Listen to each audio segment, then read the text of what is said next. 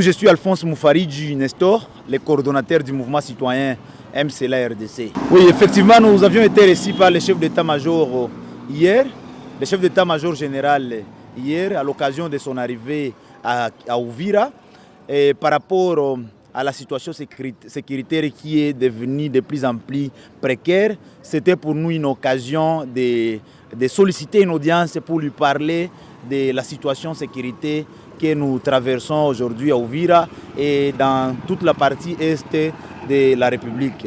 C'était une occasion d'abord de lui féliciter par rapport à l'amélioration ou bien à la multiplication des salaires, du salaire des soldats.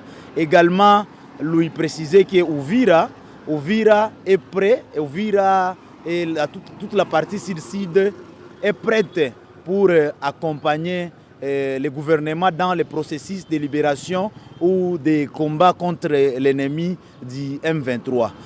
Et cela se justifie par la preuve des sensibilisations que nous faisons.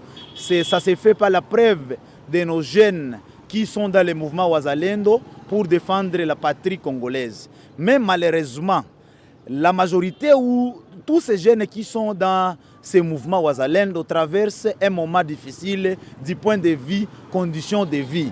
Et c'est pourquoi nous l'avions présenté une demande de manière directe, tout en lui demandant, nous savons très bien qu'il est mieux placé dans ces pays, étant le responsable des forces terrestres de la RDC, d'influencer le gouvernement congolais ou le président de la République, qu'il y ait un système d'encouragement ou bien de motivation de ces jeunes Wazalendo qui sont engagés dans les fronts. Mais également, nous avons présenté notre problème par rapport au cessez-le-feu. Aujourd'hui, nous observons qu'il y a des cessez-le-feu qui sont acceptés du côté congolais, mais côté ennemi, on ne les accepte pas. Mais on lui a demandé c'est quoi léger. Et il nous a précisé que parfois pour faire la guerre, il faut des stratégies, il faut des observations. Nous lui avons dit que la population d'Uvira est inquiète du fait que l'ennemi est à quelques 80 km et nous observons à l'offensive au lieu d'appliquer la défensive.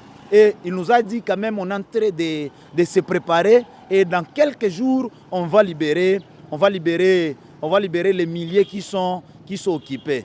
Mais aussi nous lui avons dit, nous observons aujourd'hui aux différents dialogues et nous avons fait par mesure de jurisprudence, nous avons pris le cas de 1996, on a eu des dialogues, 2013, les dialogues de Sun City, qui n'ont malheureusement donné à des solutions durables. Donc après 5 ans, nous observons encore une guerre qui se répète dans le pays. On a demandé au général de s'impliquer, de voir comment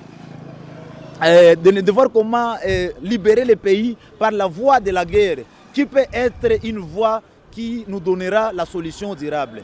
Voilà d'emblée, en quelques mots, les différents points que nous avions eu à échanger avec le chef d'état-major général.